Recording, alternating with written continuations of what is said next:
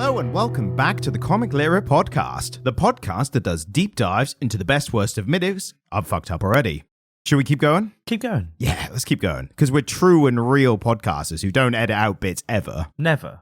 We're 100% honest and upfront, and I don't even know how to edit. So No, this is just exactly what we say is exactly what ends up on the podcast. And we've also never lied on the podcast either. Never lied on the podcast. But if we did lie, you wouldn't know it anyway. So we could just say we never lied. But the people who control the White Room would know that we'd lied, and then we'd get shocked, and then we'd get shocked until we told the truth. I don't think we're going to get shocked and reset the podcast. The best, worst, and middest of comic books, graphic novels, and sometimes mangas. I'm your host, the soon-to-be known as Comic Stan, and with me, as always, is my morally ambiguous co-host, it's Jamie. Yo, dude. It's almost as though we last did this like 3 days ago, Ryan. I don't remember how long ago any recording was. But I don't want to get into why that is the case because, again, we might get shocked and reset the podcast. Yeah, absolutely. So we just need to carry on with today as if it's a normal... Just a barrel on regardless of moral questions. Carry on regardless. Yeah, and I was going to try and link that to the comic of this week, which is our monthly, once-a-month mandatory non-superhero comic book, which is this week the comic book Newburn. Yeah, which is cool. And as picked out especially... Podcast over. That's our review. Picked out especially because it was recommended by another source I won't mention because it's another podcast, and why would we want to give the competitors, any kind of airtime? Yeah, that makes sense. So, dare they steal from our single digits audience to add to their probably millions? Let's not talk about how many people there are or aren't listening. It's certainly not single digits. But if you are, no, that was a joke that was emphasized exaggerated for comedic effect. But if you are listening, thank you, all 9 of you. But, so as I said, it was recommended, and it's also by a podcast favorite writer, one Chip Zdarsky, who I've read a lot of Daredevil of and been a really big fan of that. Yeah, and we liked Public Domain. Yeah, we liked Public Domain, didn't we? Exactly. And also art by Jacob Phillips. Yeah. And these are two, it's an image comic, so that's a certain guaranteed level of, at least interesting, isn't it? And these are, 2 image dab hands, aren't they? Oh, 100%. Chip Zdarsky, I think, was might have been one of the original people to, start it, or I've probably got that wrong. I've probably mixed him up with someone else.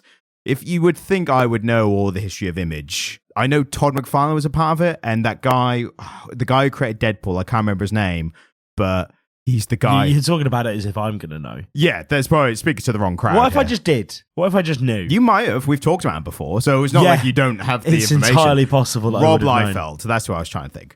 Rob Liefeld, known for being bad a lot of the time, right? Well, he's that famous. He was the artist by the famous Captain America with the chest shifted out of his body kind of thing. So yeah, he was an Image guy as well. But regardless of enough about the publisher, let's talk about the comic because that's what the people are here for. All 9 of them. All 9 of them are here just to hear about going. the comic. Yeah. Won't do a running joke about us being in a white room. Will do a running gag. What joke? Yeah, this is true. That's it's not a gag, is it? That's the point. It's just the reality of our situation. What did you think of it? I thought it was really good. I breezed through it naturally, even though I say something's good. I've still got my nitpicks and and more discussions. I've got things that I want to discuss rather than being this is bad because of this. I'm I want to know what your thoughts are about certain aspects of it. Yeah. But overall, breezed through it very quickly and was not bored at any point. If anything, the fact that I have nitpicks is because I was engaged in it. And I haven't got anything with previous tasks where I've been this was bad and it took me out of it. I was always engaged in the story. So I think that's the best you can say about a title, really, without calling it perfect. What about yourself? Well, I found the premise a bit laboured. I can see that. The premise was a bit heavy-handed, but I like what they did with it. I think there were moments where the story wasn't particularly well told, particularly the transition between issue 4 and 5. Yeah. Or maybe 3 or 4. There's a big plot point that isn't really explained, and then suddenly you're kind of playing catch-up, and that's totally fine. I'm glad that I didn't get a constant fucking narration. Yep. Of the interior monologue or getting a narration from another character who's narrating the story to me via speech bubbles. Which is interesting because this is a very noir-esque story presented in that way, I thought. And normally noir is very inner monologue heavy as a as a genre. Yeah. It's interesting because I didn't really get a lot of the noir influence. Like, it's certainly a type of story that could have been noir. Like, we're talking about mobsters, we're talking about gangs. Yeah. But it didn't feel that much like a noir thing. I got the most noir stuff from the whole, like, oh yeah, he's got a past. But he won't talk about it. Like, if you're a detective or a policeman, that's very noir-esque. Yeah, I suppose we are talking about a hard-boiled ex-cop. Who doesn't play by the rules. Who plays by his own rules. Yep. He's a loose cannon, but he gets results. Because he does play by a set of rules, but they're his rules. And a man's got to have a code. And a man has to have a code, and he has one.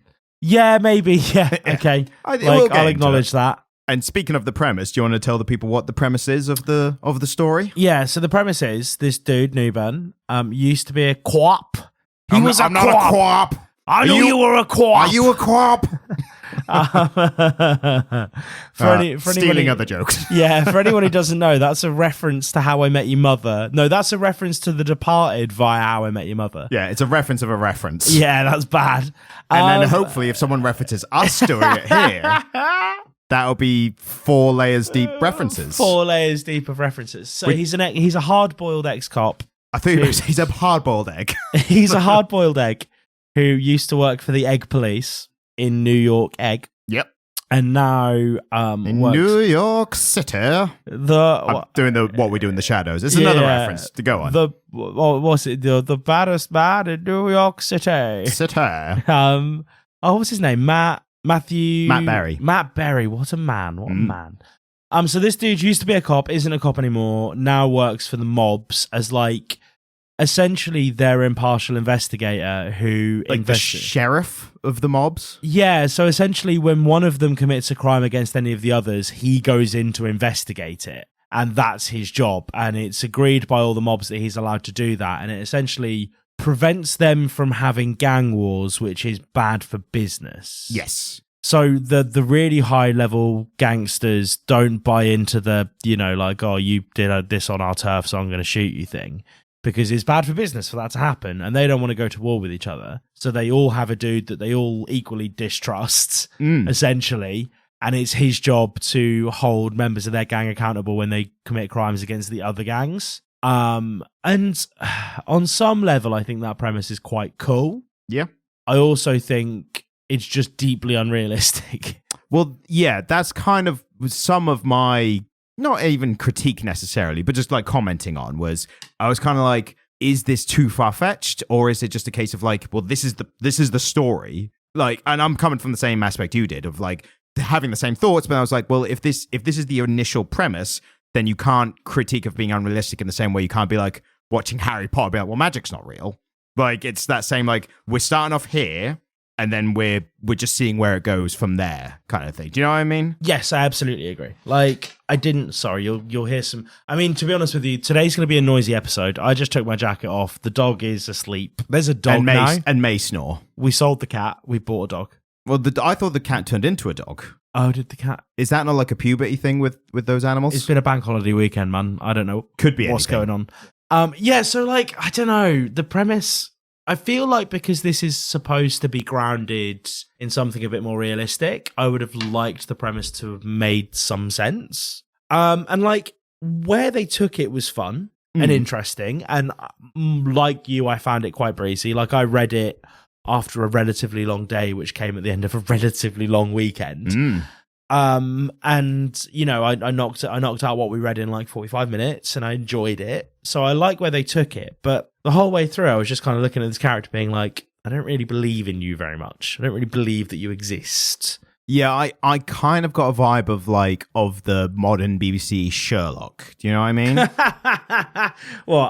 Benedict Cumberbatch. Yeah. He's so smart. There's the level of intelligence of the characters where the realism and the suspension of disbelief starts to fade. Because and I think sometimes it rushes towards him having solved the thing, particularly when he seemingly so there's a string of murders. There's like essentially somebody in the gangland is committing serial murders amongst other gang members, and he goes to a few of them, but does very little detective work and then solves it. Yeah. I totally agree with that. With that story, yes. And like on that level, I sort of felt, well, actually, we're getting none of what's interesting about a detective story here, because a detective story is him working it out, whereas actually what we're seeing is him having worked it out. Yeah. And I don't know if I mean on some level that was quite early on, wasn't it? And so I do wonder if that was being used as a narrative device to show us how good he was. But also we weren't really seeing how good he was because we weren't seeing any of his process here. So we're just being told that he's really smart. Well, we get little bits, but it's like bits. I mean, he literally tells us what his fucking SAT scores were. Yes. Like that's, it is very heavy-handed in telling us how smart he is. Yeah. I never really feel that we actually see that. I think it's we don't see his process because, again, we don't get that in a monologue, but we do get a lot of, like, he will explain, like, well, I got to this point because this, and this. And it's very kind of like, feels like you've jumped some points there. Yeah, like, totally. I see the line, but I feel like you're missing some parts in between or rushing to a conclusion. Yeah, I just feel like for a detective story, we're not seeing many of the moving parts here. Yeah, but I think because he was an ex-detective or an ex-cop, that we expect that, like, again, that detective noir-esque thing of, like, solving the case. Whereas actually I think what we're presented with instead is the story of a guy who's keeping law and order amongst the mobs. And admittedly, I have been the first person to complain about having too much insight into characters' thought processes in comic books. And here we have a comic book where we don't get any thought process at all, and I'm suddenly complaining about it. And so I understand on some level I'm just very hard to please. Would you say what would you prefer, this over the over-expositional thoughts monologues? No, I don't know anymore. It's that I mean, I don't know. That's a really hard question to answer. I don't know that it's that. Well, we cannot continue the podcast until you give an answer for the fans. Oh, is that how this works? Yeah, of course. Until you reverse it on me and I am unable to answer, then it's not how it works anymore. Right, yeah. I see. I don't make the rules. Can we tell who edits this podcast? What, to edit in your answer? No, just you are very much in control of. I said I don't make the rules though. So, but you do. I don't. I feel like I'm just kind of adhering to pre-existing rules that were never vocalized. Yeah, pre-existing rules that you decided upon without any prior conversation. Not decided with upon. Me. I'm just channeling them from the higher sources, right? Which the higher sources may or may not be religious or government. One of those. Religious. Pick your poison. Yeah. Is this a religious thing? Am I in a cult? A cult of two people. It's like. I mean, to be honest with you, Ryan.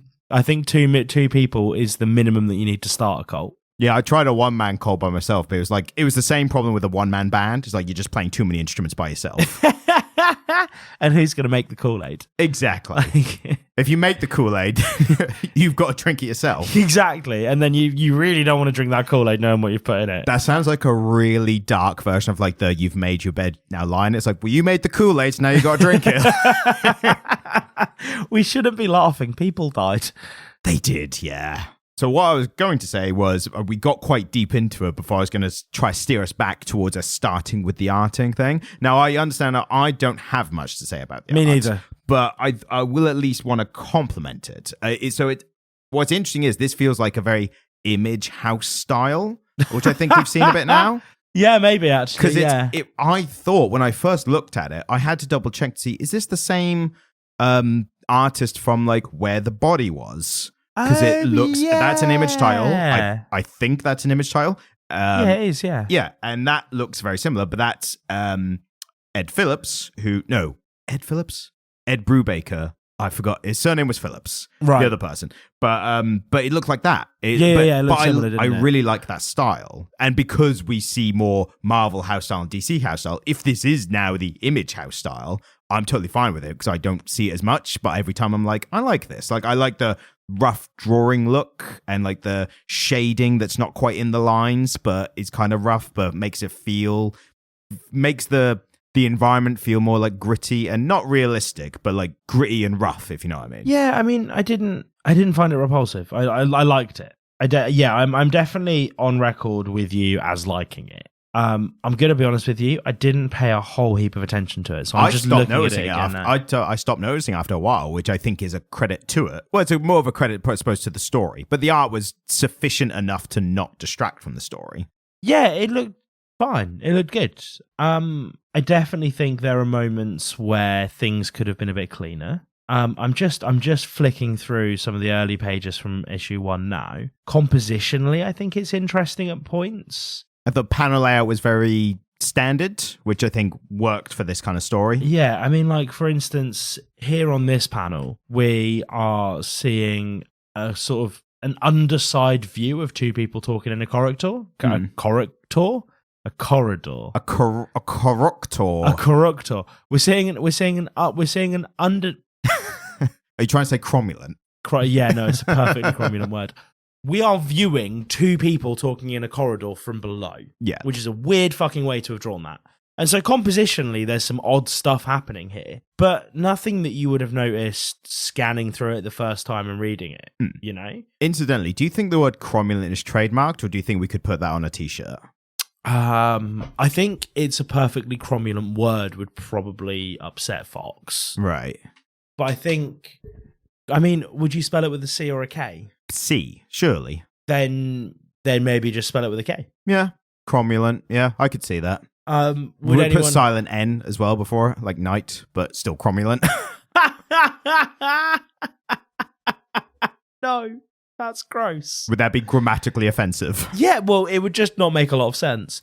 So if you do listen to the podcast, just let us know. Would you like a t-shirt that says cromulent on it? Because we fancy one. Seems cromulent. Should we it's like kind of like an ad-lib of... Or perfectly cromulent. Yeah, perfectly cromulent. With an arrow down to the genitals. And people would be like, I don't know if that's offensive or not. That is a perfectly cromulent penis. I don't know if you're being ironic or if you're being self-deprecating or or just bragging.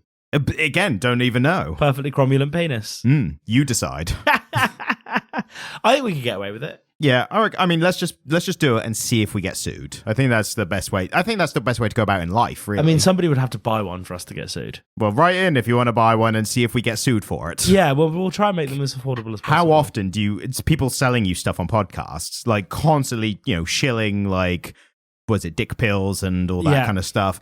And I'm not saying we're above that. We just haven't had the offer yet. But how often do you hear that from someone who's shilling it going like, if you buy this thing, we might get in legal trouble for it. Yeah. Like that's an added bonus to you buying it. Because then you get to hear about our legal troubles. And if the court case goes to like whatever the UK version of the Supreme Court is, I don't know. I'm not learned, but if it makes the news, then you'll have a memorabilia from us being in the news for that story and getting arrested and possibly legally fucked. So we would end up in Crown. Sure, yeah. We would end up in the Crown. I've never seen the show, but I wouldn't mind being in it. Right.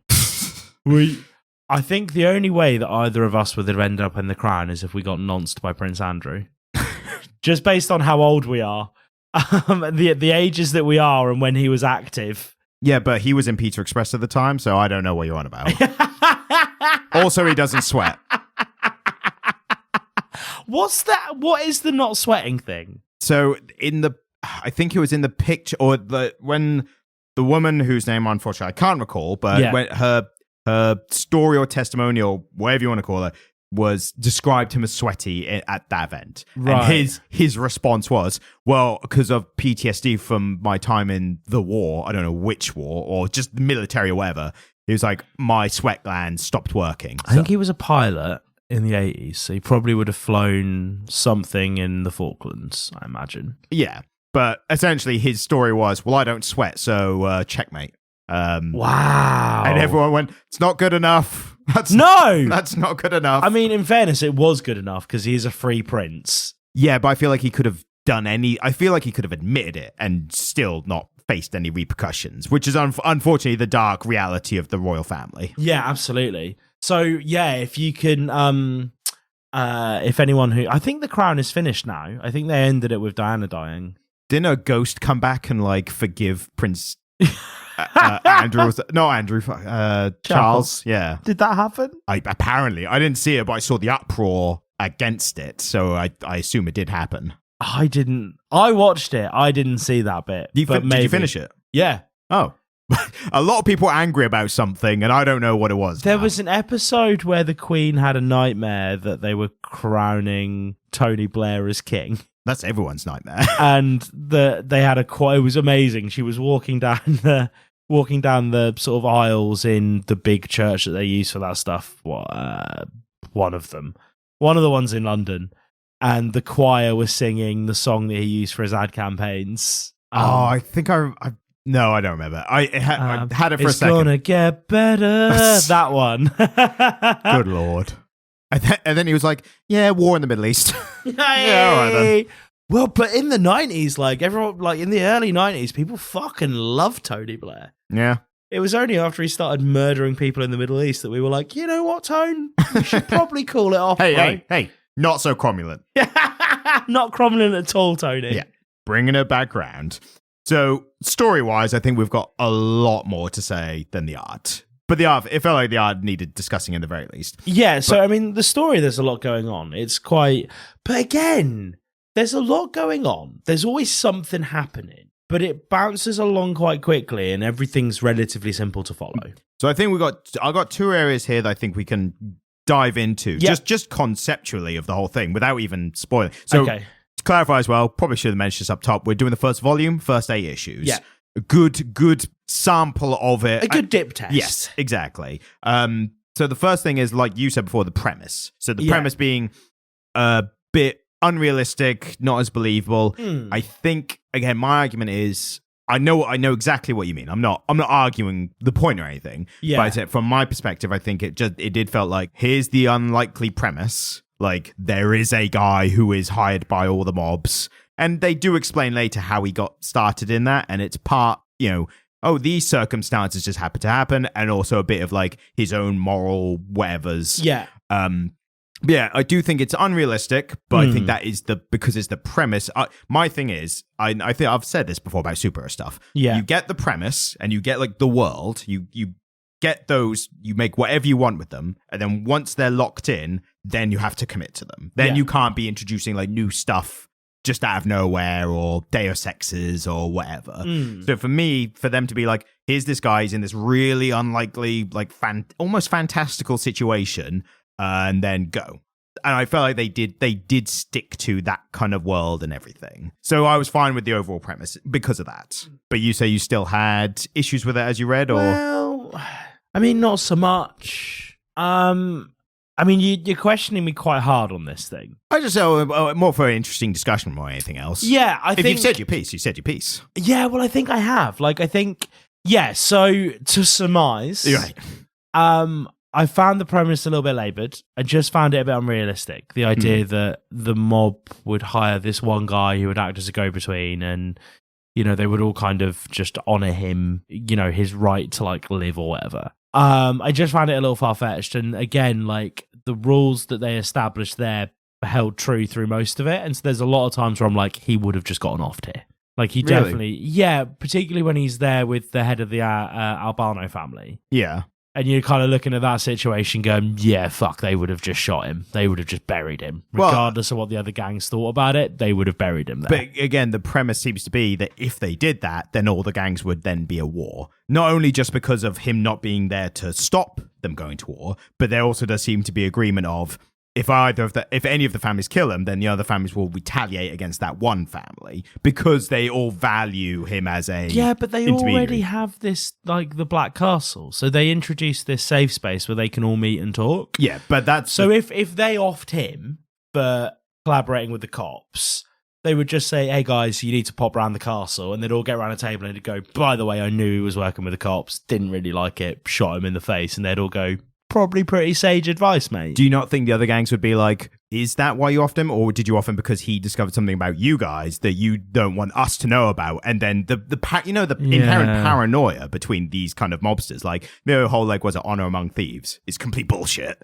Like, they're obviously going to suspect each other of, like, the worst intentions at every time. And they barely trust Newburn. Like, when there is the serial killings, they're like, well, we're going to have a guy follow you. And Newburn can at least be like, no, don't. And they still follow him anyway, but at least they're not like, with him, like shadowing him, like next to him. Yes. So even then, they still don't barely trust Newburn. But if then he's the person they trust the most outside of their organization, and then if one of the others killed him, I don't think they would just immediately take oh, he's talking to the police. Like, really? Like, where's your evidence? Yeah, potentially not, actually. Maybe you're right. And I think that this does require a little bit of like, okay, here's my headcanon of why this works. Yeah. And I don't think it's enough. Like, I have a level, I don't know about you or anyone else, I have a level of how much headcanon do you require from me to make it work. Yeah. But that's also on me being someone who needs these bits filled. Yes. Like, other people will read this and not have any issue because they don't think about it like us. Yeah, like, absolutely. For a podcast, especially. Yeah, they're not thinking about it on the same level that we have. Exactly.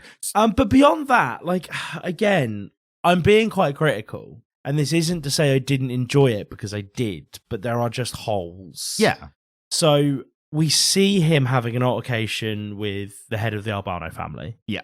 Albano? Albano, I think. Sounds like Italian, doesn't it? It's an American-Italian name, so fuck knows. Albano. Yeah, like, again, it's an Italian-American name. How do you pronounce it if you hold your fingers all Albano. Together? There you go. Yeah. The Albano family. Apologies to any Italian listeners. Let's make sure we apologize to the Italian listeners, not the American Italian listeners. Oh, no, I don't care about them. Yeah, they can fuck off. Unless, of course, you are in a mob and you're listening.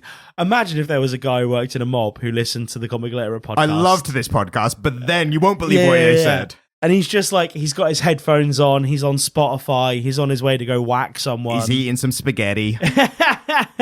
He's like, he's been hanging out in the back of like a shady gambling establishment in New York. And then he's on his way to whack somebody and he pops his headphones on and he's like, oh, what should I listen to? A little bit of music? No. Those guys who talk about the comic books. And he puts us on. Ooh, they're reading one about mobs. That's right up my alley. Oh, that's really... And then we just fucking absolutely character assassinate this guy. And then he flies to England. And then he goes, Mamma Mia.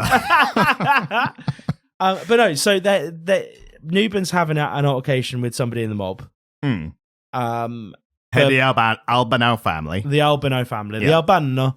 And then in the next issue, he's just in prison. And I was like, oh, cheers, guys. There is really some steps in between that I would like to have seen. And, you said, oh, just stay with it. They kind of fill the blanks in. And they kind of fill the blanks in. Not that well.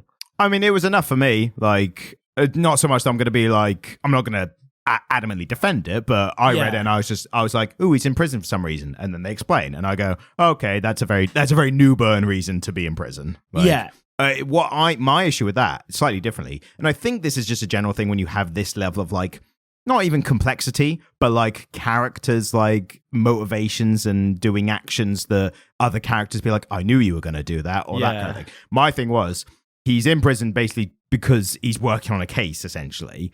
And that's a reveal of that issue.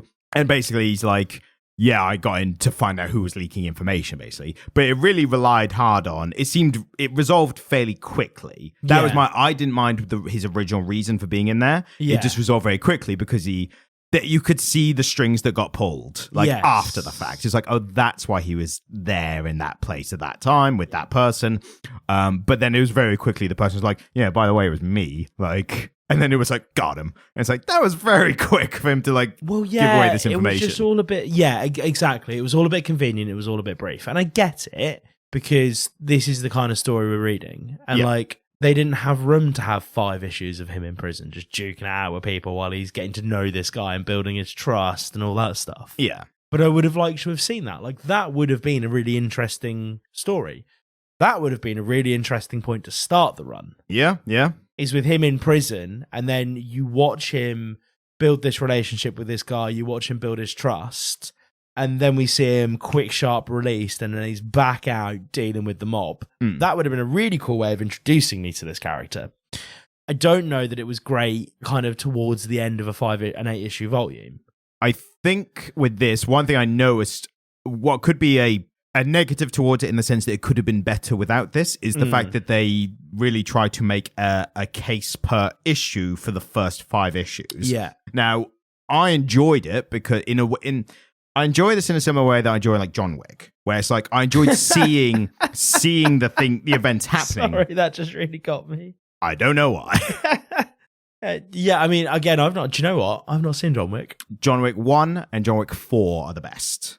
2's all right. 3's, ugh. They made 4 of them. Yeah. 4th is amazing. Does he find out who killed the dog yet? Yeah, he did that in 1. Oh, okay. It happened in front of him. Oh, fuck. Yeah. Right. And credit to the John Wick series. There's no kind of like, you thought it was him, but it was actually me, the real villain. Like, it just escalates and like, well, you killed him, now I'm pissed. And then he kills that person. Like, well, I'm pissed you killed that person. And then it just keeps escalating. Right, okay. But you don't watch John Wick for the story. In the same way you don't go to McDonald's for a salad. You watch John Wick for the action scenes and the fighting. The story is literally just we need a reason for him to be fighting everyone. Yes. And if anyone who complains about John Wick's story, I'm like, what did you expect?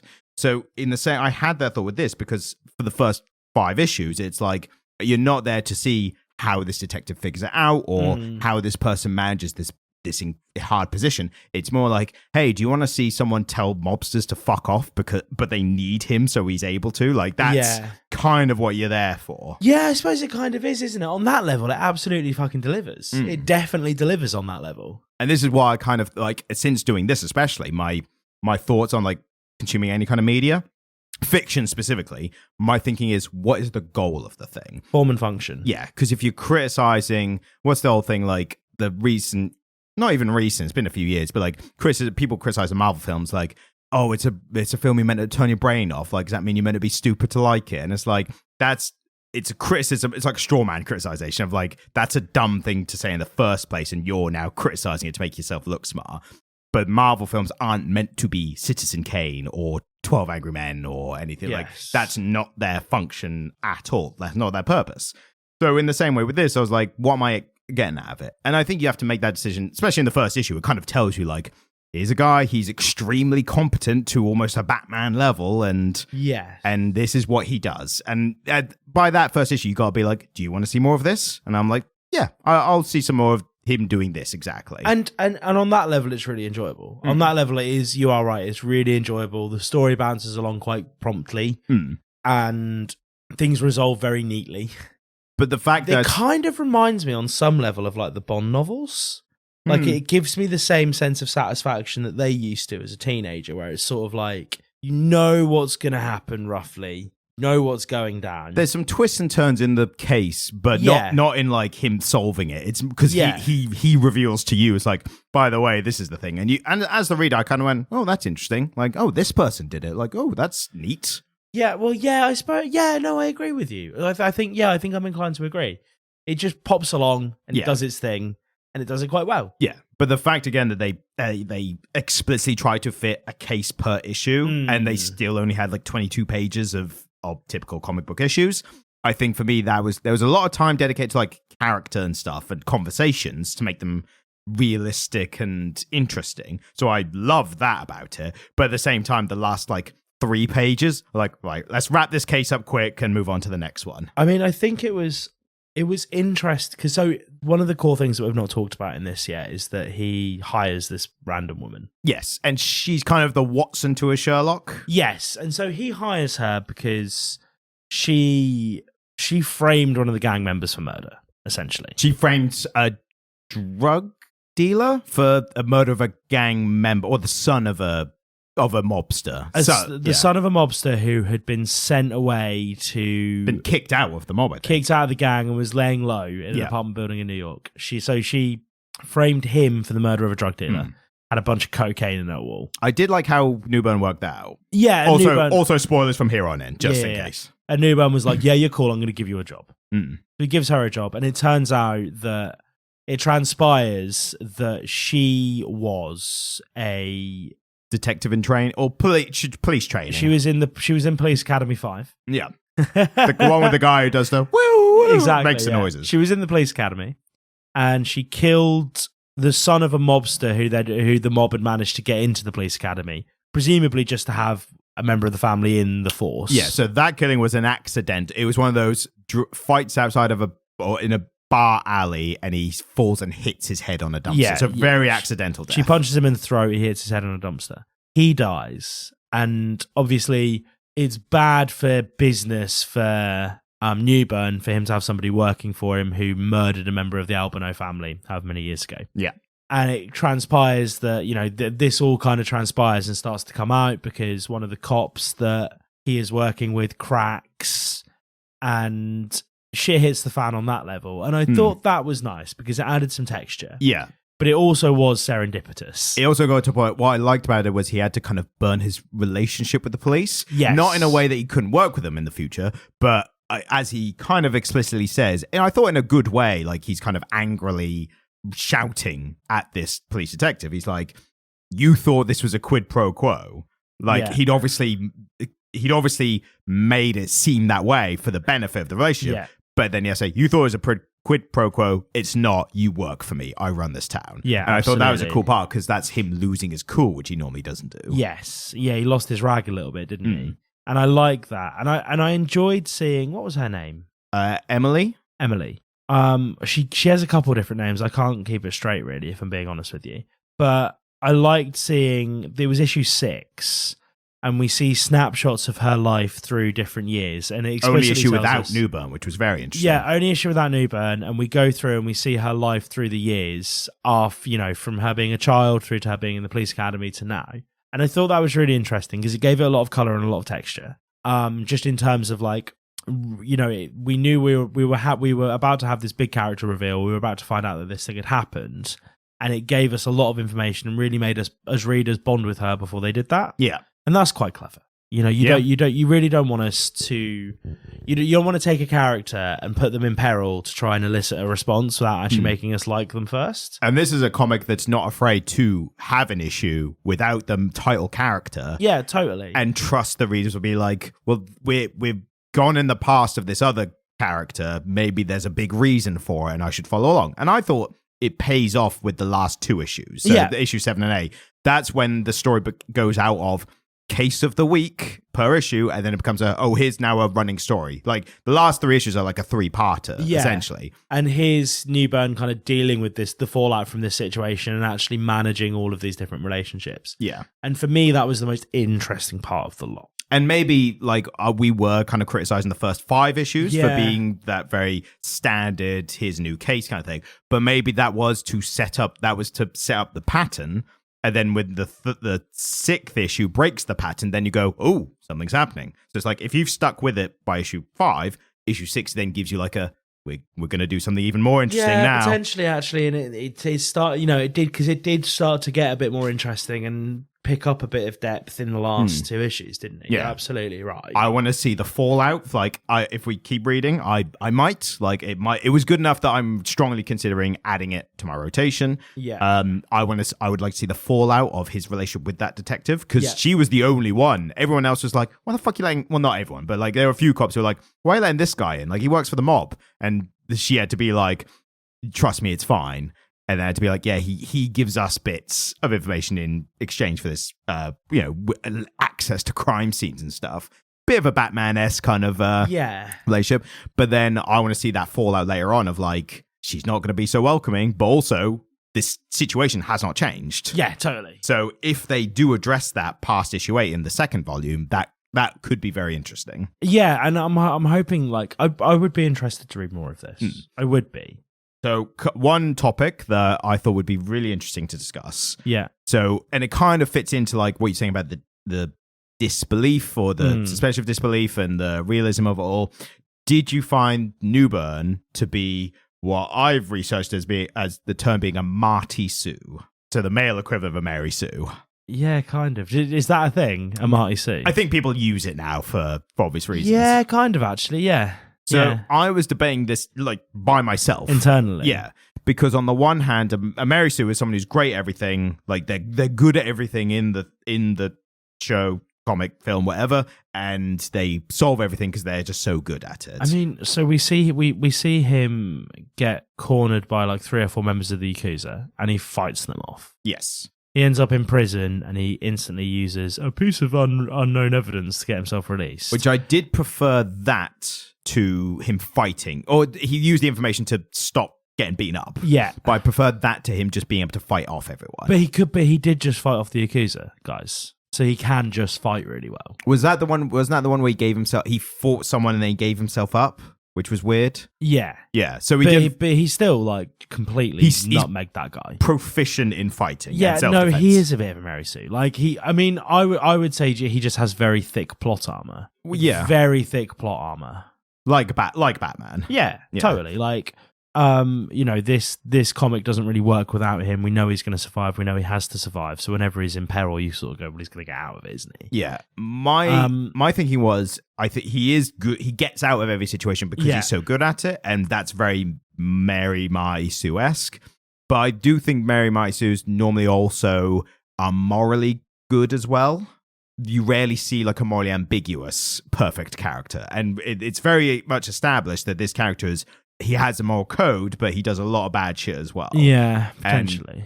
And they do try and remedy that without him being like, well, I was in the police, and then they were going to plant drugs on a Yakuza member, and I thought that was off, so I told the Yakuzas, and then they gave me money, and that's how I got in this role. So I'm wondering does it still apply? Can a morally ambiguous character be a Mary Sue?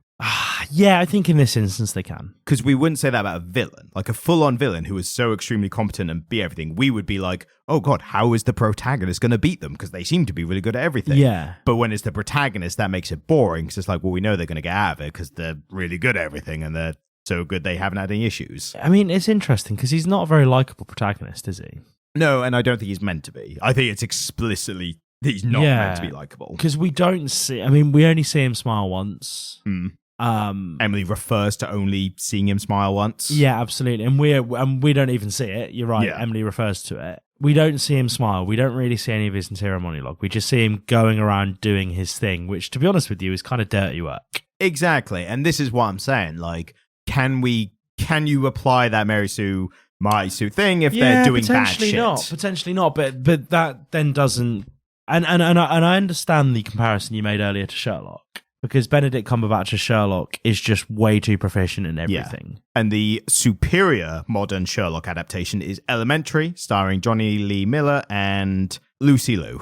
Johnny Lee Miller, is that the guy who was in Trainspotting? Yes. He plays a great Sherlock. Does he? Yeah. Like, totally modern version, like his own version. Like, when did that happen? Like, years ago. It was at, like, the 2010s, I think. The Beep? No, America. So it was like American made and set in America. Because Johnny Lee Miller's American, isn't he? No, British. Is he British? Yeah. Is he? He plays British. So he's British Sherlock, but he moves to America. Right. Well, no, because I was asking what nationality the actor was.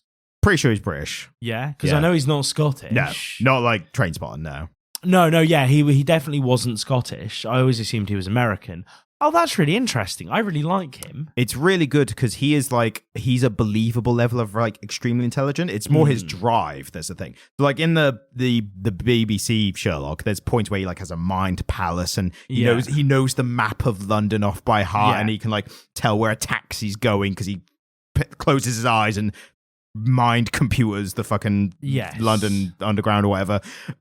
Johnny Lee Miller's one, he spends most of his time when they're not actively on a case. He's always like, "Oh, I'm researching this," and it's some like obscure thing. Like at one point, he's like, "I'm looking at the differences in tobacco ashes of different cigarettes, so I can recognize one when I see them." Yes. So he's really like constantly trying to like give himself this information. Yeah. And then when he's in the thing, he's just like, he's not like, "Oh, I could tell the perpetrator's name because they left a footprint or whatever." It's very much like he finds a secret room because the floor slants. Like he notices the slant in the floor and he puts like a ball, marble or something on it and it rolls down. And he's like, this would only happen because there's an extra room here kind of thing. Do you know how Sherlock, actual like book Sherlock Holmes, spends all of his downtime between cases? Heroin. Or cocaine. So, and again, what's interesting is the American one, the reason he moved to America is because he's just got out of rehab in UK and he moved to a new area to like get away from his old... Clever. And he's constantly like, in the first series, the reason he lives with Joan Watson, played by Lucy Liu, she's what's called a sober companion. Yeah. So she literally moves in with people to help them stop doing drugs or that kind of thing, rehabilitate. And then he's like, "You're really smart. Do you want to just follow me on my cases?" And she's got to follow him everywhere and stuff. And it's really good. If you like Sherlock stuff, I highly recommend it. I might watch it. I'm amazed I've never heard of it. It wasn't that well known in the UK, probably because we had the BBC one. Everyone's like, "This is actually the best" because Benedict Cumberbatch plays a autistic psychopath, and that's the Sherlock we like now. I always thought Martin Freeman was good at it, but Martin Freeman's good. Martin Freeman's good in everything, though. Yeah, he's never been bad in anything. No. I don't think so. I mean, he makes Ali G for me. Do you know how him and was the guy who played Smeagol or Gollum in Lord of the Rings? Andy Serkis. Yes. They were the only two. I said not the only two. They were the two white guys in Black Panther. And apparently the black actors refer to them as the Tolkien white guys. Which is one of the best bits of banter you'll ever hear. That's so funny. The So Lord good. of the Rings dudes are here. Yeah, exactly. Oh, God. So back to the comic. Main point, Newburn might be a Mary Sue, might not. It's a discussion. It's an interesting discussion to be had. Yes. But beyond that, I think like this certainly... I enjoyed Emily's journal, was kind of like a Watson's writing of Sherlock kind of thing, but doubled as that actually kind of replaced the inner monologue aspect, because you would get this ancillary information in these journal pages. And that's a thing that you've described before, like Dracula. What's that type of, there's like a word for it? Where it's like writing and then there's like pages of epistolary. information. Epistolary. So it's a little bit like that, isn't it? Yeah, there's a little bit of an epistolary element because we see Emily's diaries, which again was cool. I liked it, especially because the third page, after he discovers that she was the murderer in the first issue, and then offers her a job or offers to hire, and then her page journal is just fuck. And then I was like, this is actually really good. Yeah, this is kind of cool. Yeah. Again, like, I don't have a whole lot to say about this because it was just good, clean fun. Yes. Like, I enjoyed it. There were some plot holes. There were some moments where I was kind of a bit confused as to where it was. Like, not...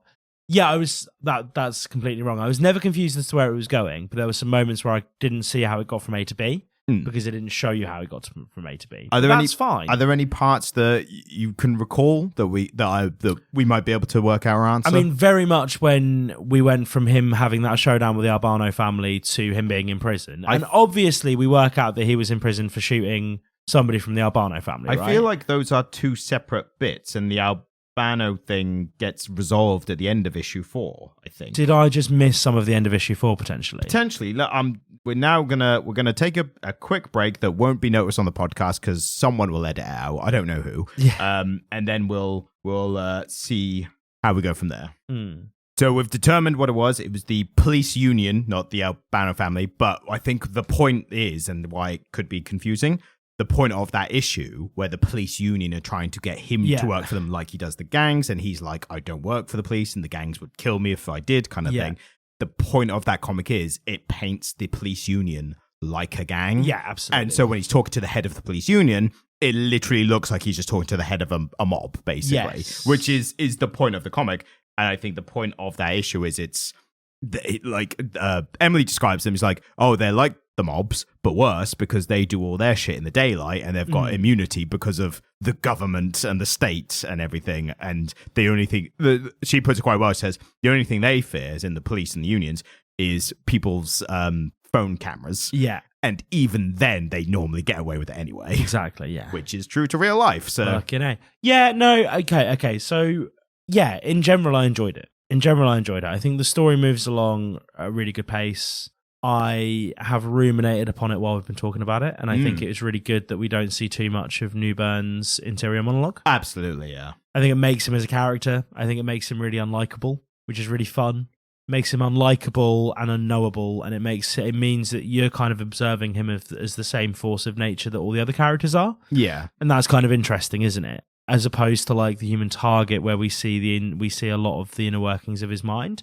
Even though I think that was a better representation of like a noir detective story than this, if I'm being completely honest. 100%. I mean, you're talking about one of my favorite comics of all time, so yeah I'm 100% on board. But do you see what I mean? Like, it's a different. It gives it a different feel to that, and I like this for that. Yeah, I'd be very interested to see if, and second volume is already out right now. If anyone wants to read it more, we could just smash it out. We could. I'm very interested to see if that continues the longer plot arcs.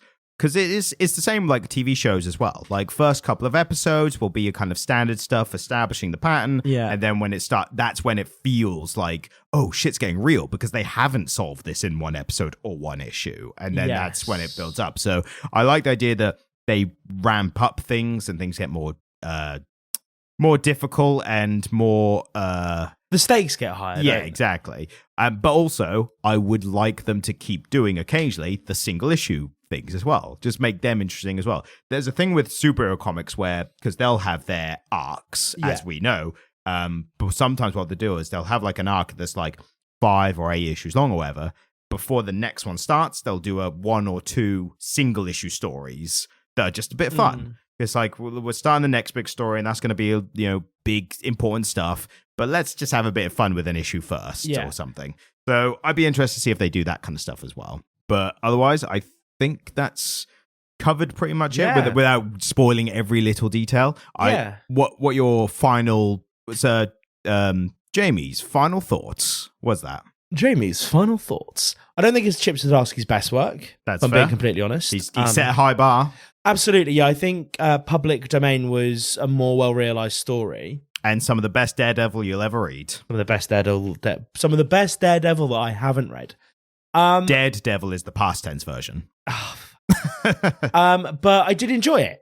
And I think that if you want a story that is just a story, and you want something that does have something to say about the world, but isn't, punching too hard, definitely give this a go. I'd be interested to know, because we don't know any of this relevant information, how much of this is not true, but how close is this to the real New York gang situation? Because as non-Americans, and especially non-New Yorkians, New Yorkers, we don't know, what the situation is there. We can assume there are gangs operating in New York, most likely, but is there some kind of truce between them, or is there any kind of work between them at all? I know there was a big thing with, what's his name, Rudy Giuliani, got credited for kicking out all the mobsters during his time, which is that, and being the mayor of New York during 9/11, that got him quite favorable opinions of the rest of the country, and then he fucked up later. But and then there's a whole thing where he kicked out all the mobs, but the Russians seem to do all right, suspiciously well. There was a whole thing with that. I'm alleging, that's alleged stuff. Yeah. I'm not saying anything for sure. All I do know about Giuliani is he did have that hair dye run down his face that one time. Right, which completely discredits everything he's ever said. Of course. Also, he was at that where they had a press event at the Four Seasons, for Trump, but it was Four Seasons Landscaping Company, not the Four Seasons. Oh, right, okay. Which was a memorable, funny moment. Yeah, I mean, I don't really know. I don't know much about the guy, because I don't read the news, do I? No. Rather than talk about Giuliani, but more again, the real life New York situation. Because again, they must have had gang stuff going on. And yeah, there must be gangs in New York.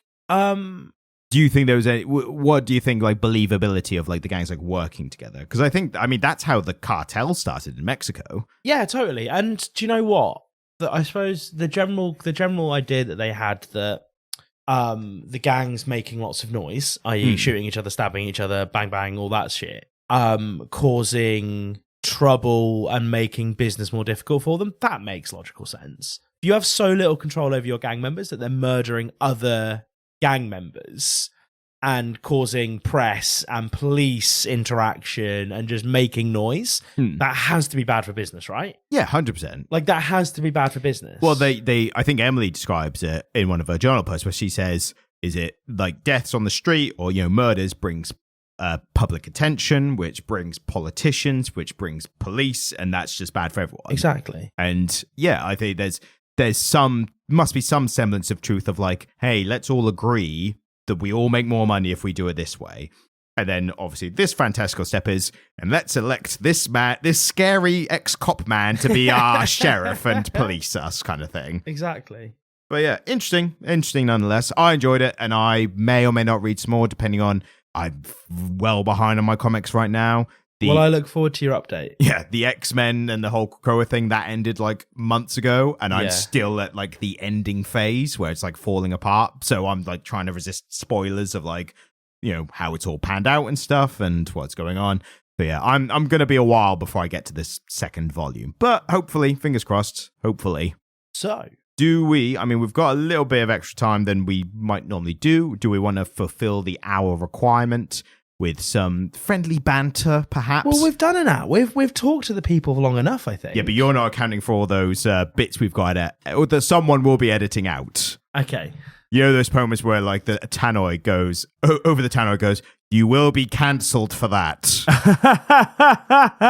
Or something like that. I mean, what kind of friendly banter do you want? Well, is there any kind of media or content that you're consuming recently or anything like that you want to talk about at all? Dude, it's been a bank holiday weekend. I work in a pub.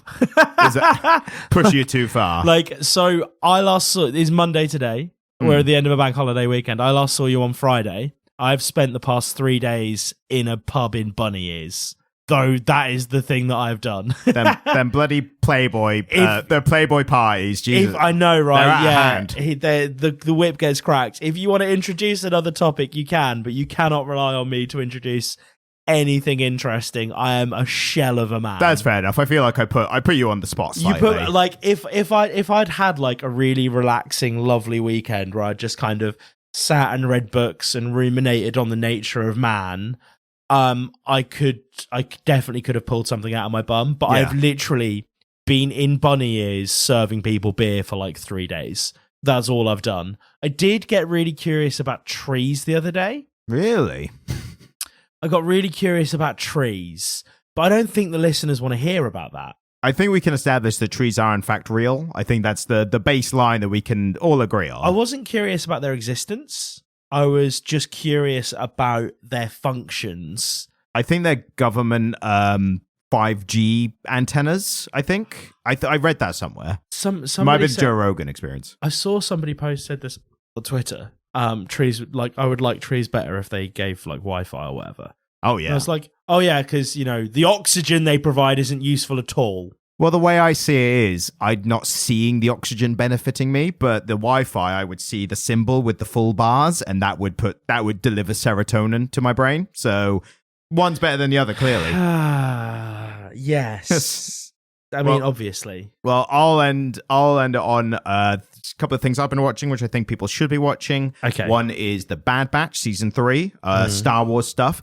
Flew under the radar. I've barely seen anyone talking about it, and it's the best season of that show so far. Yeah. It's also some of the best Star Wars, in my opinion. I like that it's very far from Jedi stuff. Yeah. It's very rebels and the Empire's taken over, and what's this new world like, and that kind of stuff.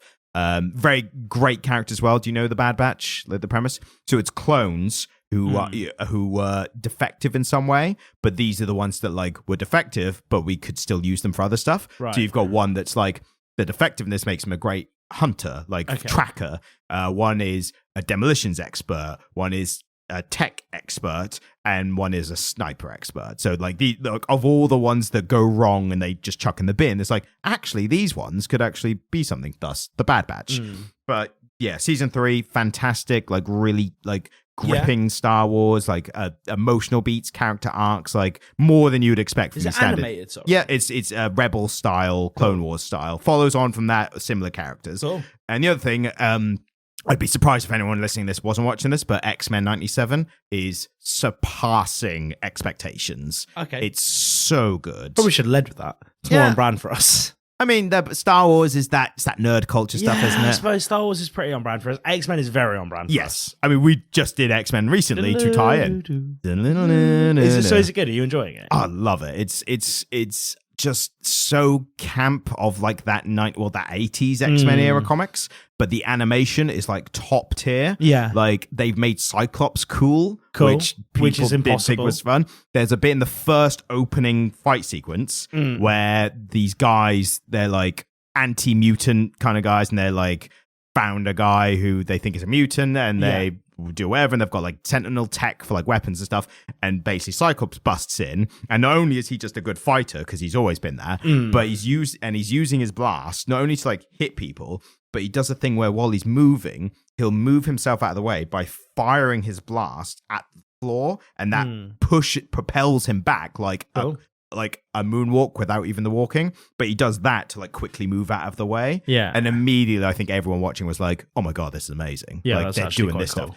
Also, he has what people are describing as the best superhero landing of all time, because they jump from a jet that's been destroyed and everyone else is being caught by the flyers. So like Rogue, Storm, Morph turns into Angel, and Cyclops, they get everyone else. So Cyclops is like, good work, team. And he just blasts his eyes at the floor until it stops him and then just slowly lands. And it's like, oh my God, they made Cyclops cool. That's amazing. Yeah, because he was always a bit of a nerd, wasn't he? Yeah, Boy Scout leader kind of thing. A very Leonardo archetype. Yeah. One of the most Leonardo characters I've ever seen who's not Leonardo. But yeah, they're doing that, and a lot of people got angry because they took Rogue's ass away. Oh, yeah, fair, cool. I rate it. Like, I get it. I mean, it's a kid's show. It's like, she can't have as much cake as she did in the 90s. Yeah, well, and it's kind of weird because that's more trendy now than it was then. In the 90s, it was fashionable to be very skinny. Whereas actually having a bit of a cake now, like when people go to the gym to build a cake, don't they? True, but I think when you're looking at kids' TV, it's like maybe because it's so prevalent everywhere else, it's like maybe we don't need it in the kids' TV show anymore. Maybe it just doesn't need to be there. And we both well know, and any other listeners who are within the same kind of age bracket know, the 90s was a time of unintended sexual awakenings by kids watching these cartoons and just... They didn't need to draw the line that sexy. And I'm not saying that. I'm just saying people said that. Yeah, I mean, we in the 90s were watching that going, fucking hell. I mean, Lola Bunny from Space Jam. You fucking hell. Jesus Christ. I mean, Jessica Rabbit. Jesus. Well, that was very explicit. I think that was intended. Yeah, I suppose. Yeah, no, that was very explicit, wasn't it? But you are right, Lola Bunny. Yes. Yeah. So I think... Misty. Well... For me as a, like, 6-year-old boy... Yeah, per person kind of thing. I could see that. I'm probably more of a Jessie, you know. Oh, yeah, definitely. Also, do you remember Kim Possible? Are you either Kim Possible or what was her name? Shigo? Yeah. I'm familiar with the memes. I didn't watch either of them. Yeah, I watched them as a kid, and again, I think it shaped me to the man I am today. And Absolutely. I don't know if that's a good thing or a bad thing. Write in if you think that was a good thing or a bad thing. Okay, yeah, we will let the listeners decide. All right, I think we're past the mid-roll and the end-roll ads that we don't have. Absolutely. But we're practicing for the future. Get in there. This is the point in time where you would normally hear a Raid Shadow Legends shill. Yes, which come at us, Raid. We will literally do anything for money. Absolutely, literally, we'll do anything for money, even make cromulent t-shirts. So thank you so much for listening. We do make shorts there on YouTube, there on TikTok, Comic Literate Podcast on both. You can send us an email, comicliteratepodcast@gmail.com. We would love to hear from you. Thank you so much for listening, and good night. Thank you, goodbye.